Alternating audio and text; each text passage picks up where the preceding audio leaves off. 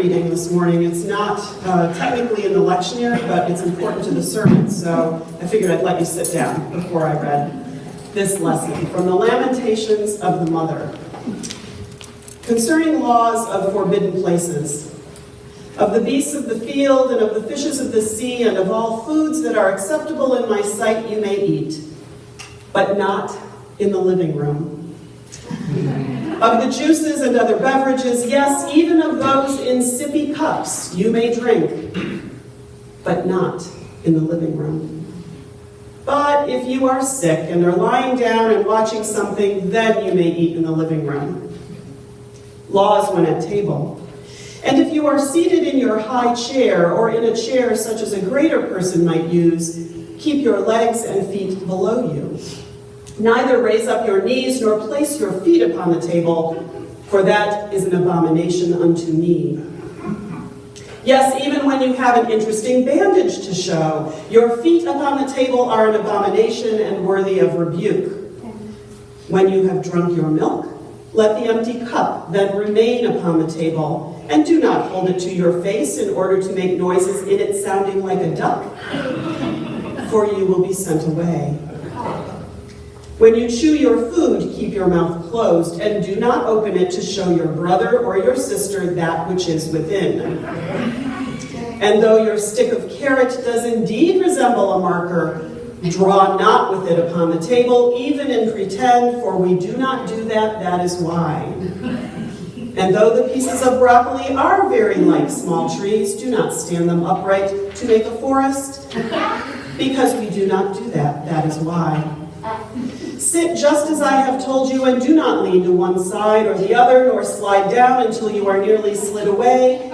Heed me, for if you sit like that, your hair will go into the syrup, and now, behold, even as I have said it, it has come to pass.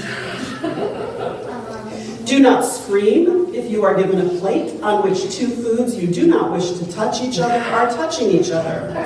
And do not point to the offense with the finger of your right hand. I say unto you, scream not.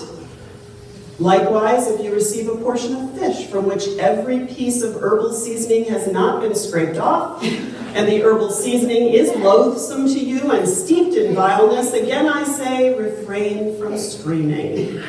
Though the vileness overwhelm you and cause you a faint unto death, for behold, I eat of the fish myself, yet do not die.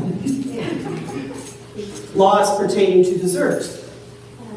We judge between the plate that is unclean and the plate that is clean, saying, first, if the plate is clean, then you shall have dessert. But if the plate is unclean, the law is this: you shall not have dessert. No, not even a small portion thereof.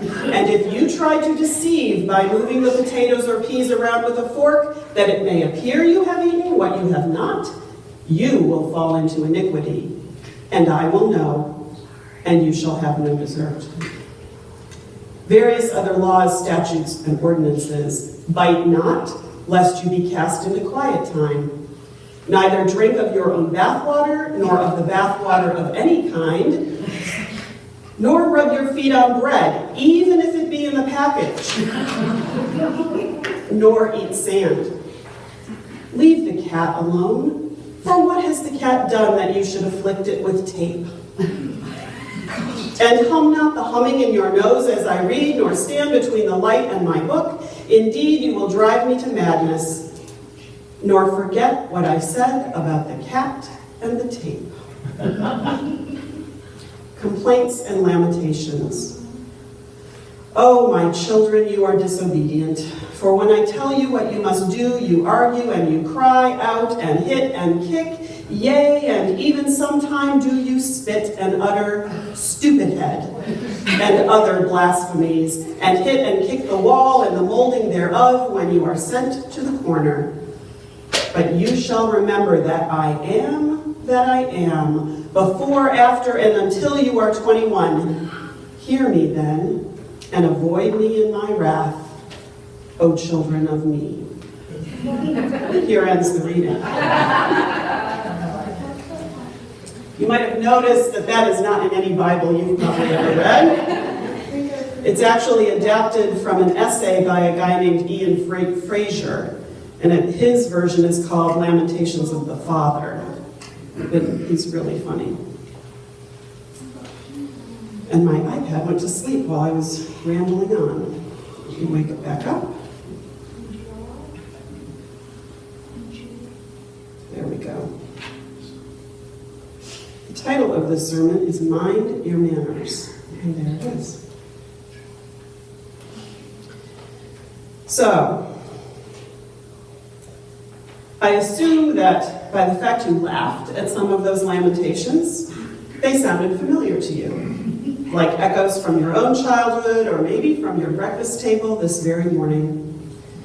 That's because moms have been telling their children not to eat in the living room or chew with their mouths open and not to afflict cats with tape since God was in diapers. Our mothers teach us manners. That's one of their many jobs. Of course, different mothers rank different manners differently on their hierarchy of abomination. For instance, in my mother's ranking system, 2 manners stood out as more important than any others. Good posture and thank you notes. Sit up straight was her parenting mantra, and I was a repeat offender when it came to slouching. It was so bad that she finally enrolled me in a juvenile rehabilitation program, otherwise known as Miss Millie's School of Ballet. The only time she might have overlooked bad posture was if I was hunched over a stack of note cards, writing out my handwritten thank you notes. Every gift, every dinner party, every overnight visit required an immediate thank you note. And in this particular matter of etiquette enforcement, her jurisdiction went far beyond just my brother and me. God help the cousin or the bride or the expectant mom who, having received a gift from my mother, did not send a prompt thank you note. She was shameless, and she would get on the phone and call their mother to inquire if they knew, had that gift arrived? And she would use the false pretense, I was just worried that maybe the post office lost it, and I should send another one, because I never got a thank you note. So slouching and ingratitude were the worst kind of bad manners in my mom's book. They were the telltale signs of moral corruption that pointed to near certain eternal damnation. What about your mom? Did any of you have moms with like a manner that mattered more than any others? What was yours? No lies. No? Okay, that's a good one, actually. No, God has that one, too. We weren't allowed to say the word shut in our house. And I raised my kids the same way. And even when they would say it to each other, they'd go, shut! They'd look at me. It was just something about the word shut. All right. Was the queen your mother, too? What's that? Was the queen your mother, too? Yes. Oh, those were birds, too? Yeah. Okay, so you got raised similarly. That's why you're in the same row this morning. Good. Anybody else have rules? I mean, I recognize there are some people here today with their moms in the room, so it might be awkward. Yes? My mother always made my brothers take their hats off at the table. Mm-hmm. And you know, when I go in a restaurant today and I see so many people sitting there with their hats on, I'm almost like, oh, that's a... Yeah. So no hats at the dinner table. Elbows on the table. No elbows on the table. Yeah. Okay, so you guys get what this is like. Now, you know, one of my jobs as the preacher here is to comfort you with the assurance that there is nowhere we can go that Jesus hasn't been before us. And etiquette lessons from mom are no exception to that.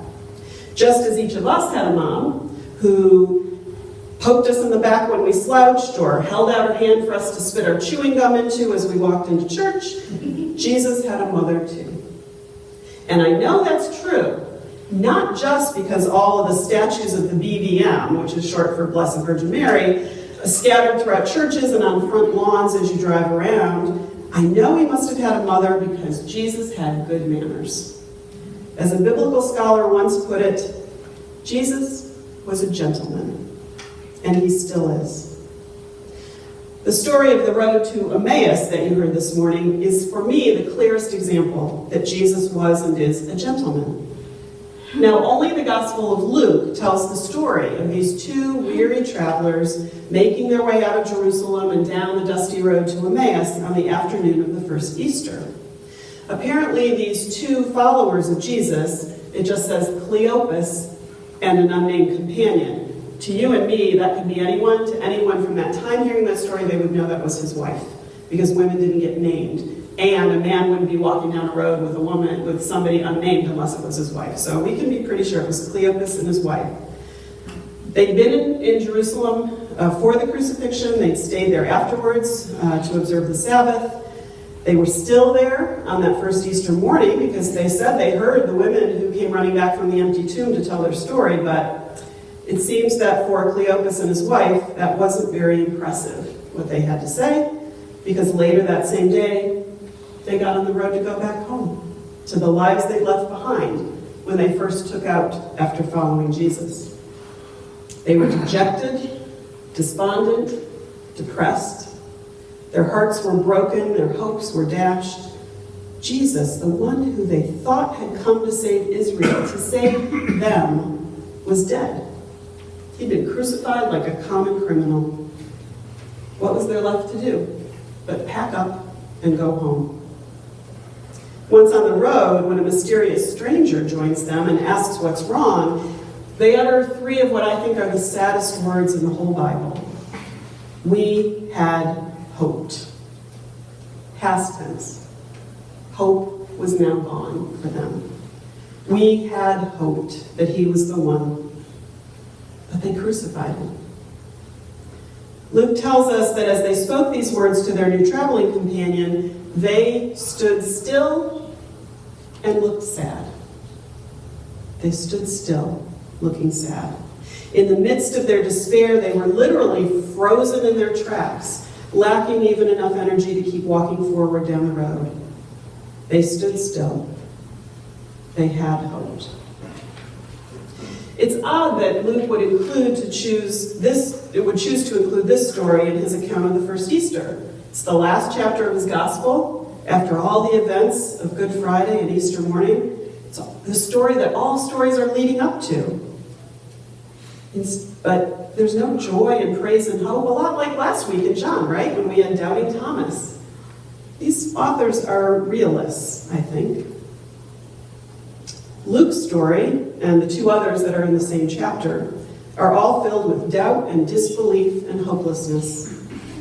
He makes it clear that all of the disciples, not just Cleopas and his wife, had a difficult time believing that the resurrection had really happened, that the Lord was risen indeed, that God's love actually had conquered death. It was easier to believe that if something was too good to be true, then it probably wasn't true. Are we really all that different from them? I mean, after Easter, we head back home to our familiar everyday lives, just like Cleopas and his wife did, doubting that anything that happened on Easter really makes much of a difference at all.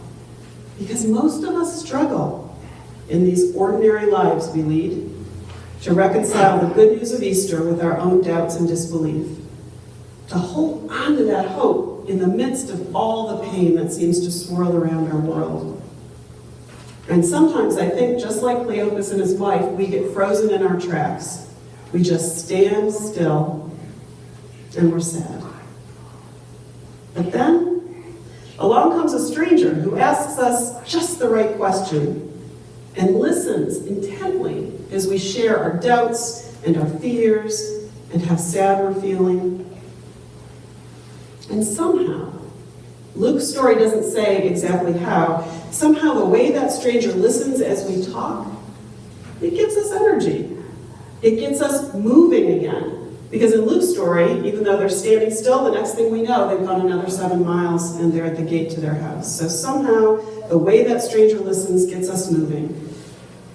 We're not in the same place that we were just a few hours ago, literally and figuratively. Something about this person who's walked with us has kindled a spark that just might ignite our hearts again with hope.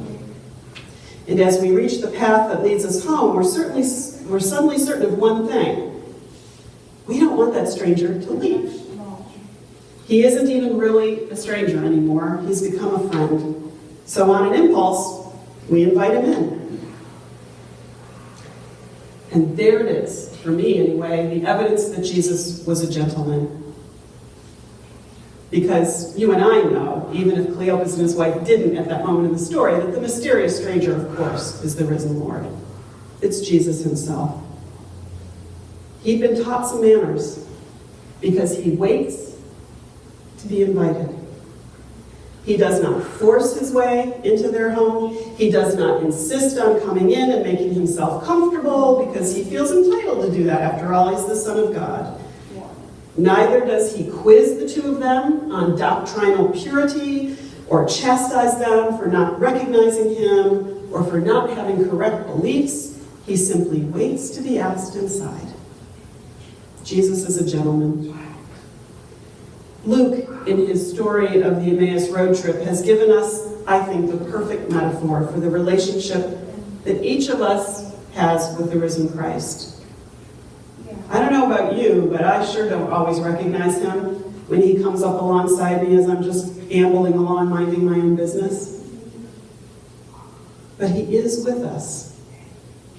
We don't realize it's he who's helping us always to understand the meaning of God's purpose in this life, or that it's he who's hearing us into hope when we confront our deepest fears.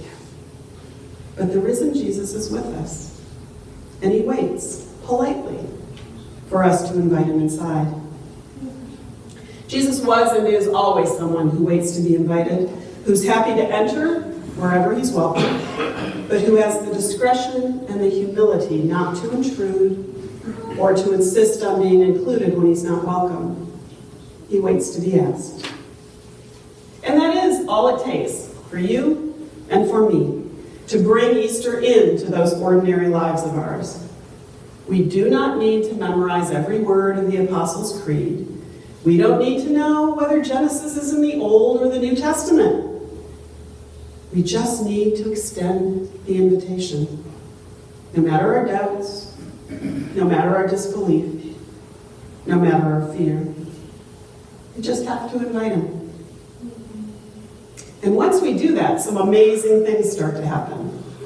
Though we start out acting like we're the host, right? How gracious of us to invite him in. As soon as he's through the door, the table gets turned. We become the guest. He becomes the host. He breaks the bread and offers it to us, and it's then that our eyes are opened, just like Cleopas's eyes were opened, and we recognize him. We recognize that he is risen.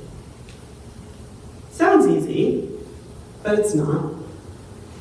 Just as Cleopas and his wife had no idea with whom they were dealing when a fellow traveler just happened to walk alongside them on the road, we often don't realize it's the risen Lord we're dealing with until the encounter is over. I wonder if you've had moments like that, maybe a seatmate on an airplane, or a homeless man asking you for money on the street, or a clerk at the DMV, someone you don't know, but with whom you risk inviting a connection, who says something to you, or asks you a question, or helps you when you don't know where else to turn, and then, pow. Suddenly you realize, that couldn't have been a coincidence. I have a friend who says there's no such thing as coincidences. She calls them God-incidences. Your heart flutters a little bit, you maybe get butterflies in your stomach, or goosebumps on the back of your neck, and you can't help smiling, or crying, or both, because you recognize who that was. The trick of it is that as soon as your eyes are opened, and you're able to see that it was Jesus who was there all along, he's gone. Did you notice that in the story of Cleopas? The minute the bread was broken, the minute their eyes were opened, he vanishes.